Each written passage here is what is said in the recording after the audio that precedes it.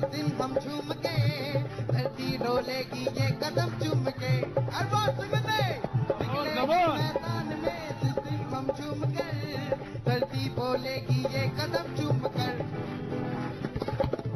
नहीं समझे हैं मौजने तो क्या चाहता है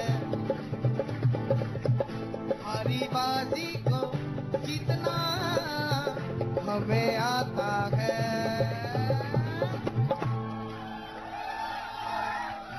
I think the toss was important or not. It was one of those games, where we would have been quite happy to chase also, but there was a bit of forecast for rain, but we decided it's not high enough to say okay, let's chase. And also big games, you want to put runs on the board, and always it puts pressure because just that the stakes are high. So it was good, but I felt the wicket was also good in the second half. It was not like it misbehaved how it did when we played against South Africa. So it was a good wicket. There was a bit of pace. I felt the pace increased a bit, and that's one reason why I would say Ash bowled really well, because if you just see the stats, 10 over, I don't know how many runs, no wickets. In India, media don't rate people high if you don't take wickets. So but if you see how he maintained and created that pressure, that was one of the reasons the batsmen, they had to go after the other fast bowlers, and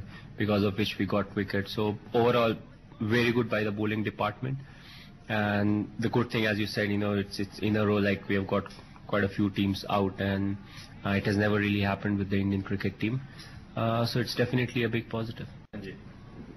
After 7 convincing wins, how much confident as a captain you are that yes, we can do it once again? I think what's important for us is, we have scored runs in all the games, whether we have batted first or chased, and still we don't have our batsmen in the top 5 run scorers list for the World Cup, which means, everybody has chipped in, everybody has contributed, which is a good position to be in, especially in the knockout stages. And we'll have to keep repeating what we have been doing, as simple as that. You win a game, whatever you have done right, you have to keep repeating. Maybe the individuals who get the number of wickets, they will change. The batsman who scores runs, the names will change. But till we are scoring runs and we are taking wickets, that will be good for us. Could you talk us through the power play phase? There was no mindless logging, but you still collected 50 runs. And did that play a crucial role in salvaging the innings back? I think power play is something we have done well on and off. I don't think we have consistently done well in the power plays. What actually went wrong quite a few times was the fact that we actually lost a wicket just before the start of power play. And then, you go into the first over, and the second over you lose one more wicket, and from that point you can't really cash in, during the power play. And I felt what we are doing well over here is, we are playing proper strokes, but at the same time, what's important is not to consider power play as a lottery system where you're like, okay, 5 overs, we want to get 55, 60 runs.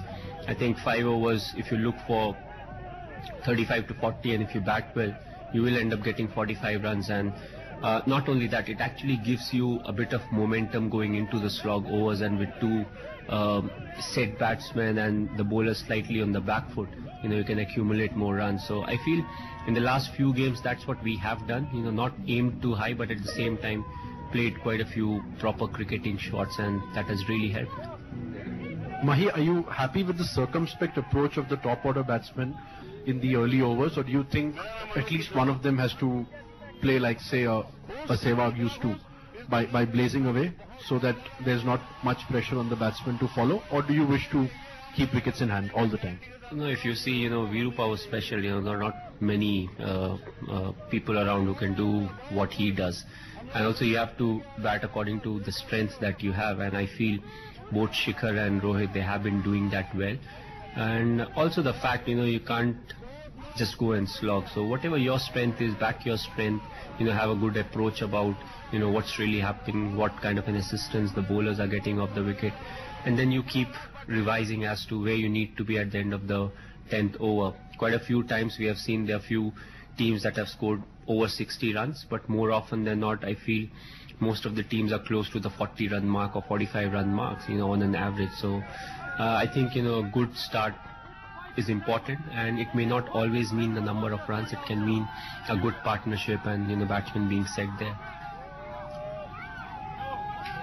MS, your thoughts on Shikhar Dhawan's catch? In today's era, usually fielders make it look very easy, but from a player's point of view, can you tell us how difficult it is and about the evolving fielding in that respect, catching on the boundary? I think it's something that T20 has brought into the game, and it's not only in the ODIs and T20 now, even in test matches we see that, with the fielders, close to the boundary. And it's just that awareness is there, amongst the players as to where they are and what needs to be done, and with them being more fit, they can actually exploit it. But overall, it's something, it's like reverse sweep.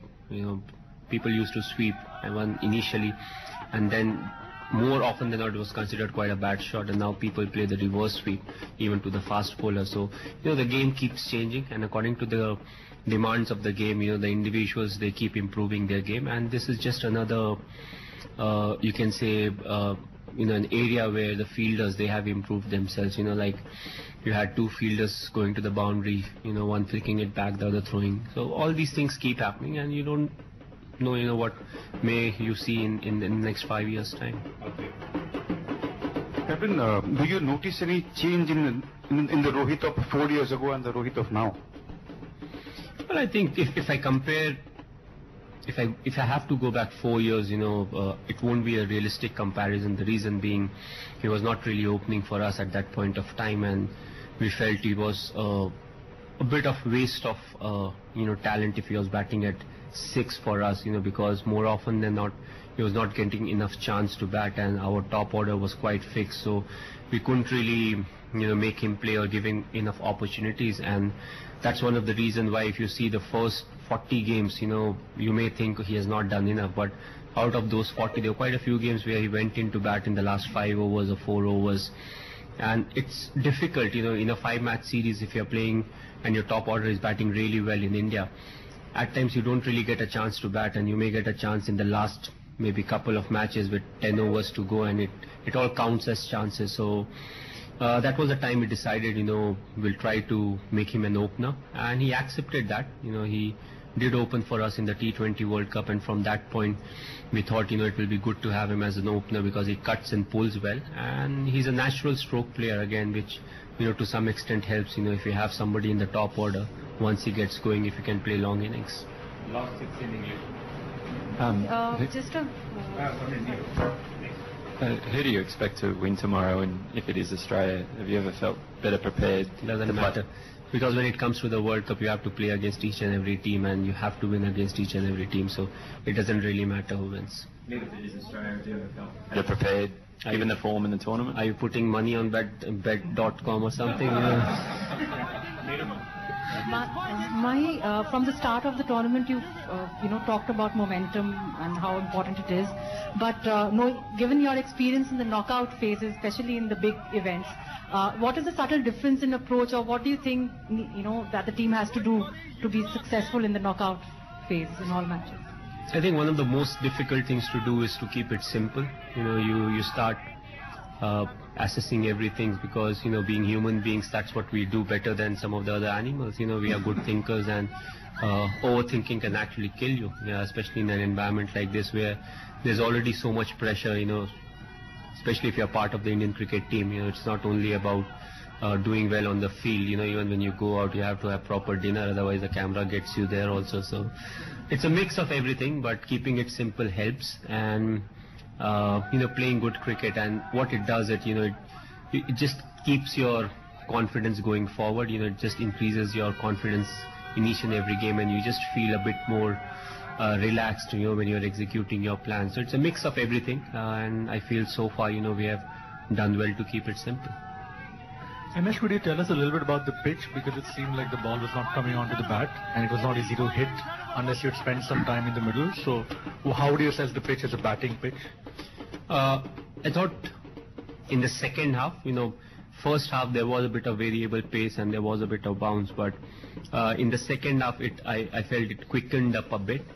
And when the spinners, they were bowling slow, like when Ash bowled, so he got a bit of turn, even Jadeja got a bit of turn, but overall I felt the pace increased in the second half and it was coming nicely onto the bat. I don't think there was much swing for the fast bowlers in both the innings, but when you bowl first you may get a bit of reverse swing, which they got, and we were not able to get that. The reason being, under the lights, I don't know what really happens, but it slightly comes on better and the ball doesn't get scuffed up so easily. So that was the only difference. I felt it was a decent wicket and it was not like a proper batting wicket or bowler's paradise. It was just a mix where you could still hit the right areas and as a batsman you can score. MS, what do you attribute the improvement in your pace attack to, and as a captain, how enjoyable is it to have that armoury that maybe Indian cricket hasn't always had in the past? Well, I think it's one thing that we'll have to do in the test format, even more than the ODIs. But general psyche of the Indian fast bowlers, even when they play in the subcontinent, they want to use the new ball well, because even in test matches they don't bowl a lot. The spinners do a lot of bowling, so when they get a chance to bowl, they want to bowl everything in that spell of theirs, in swing, out swing, yorkers, everything. But now with a few away tours, I feel what they have learnt is the importance of just keep hitting that one area where you want to bowl, and keep hitting it, and building up the pressure and bowling in partnership.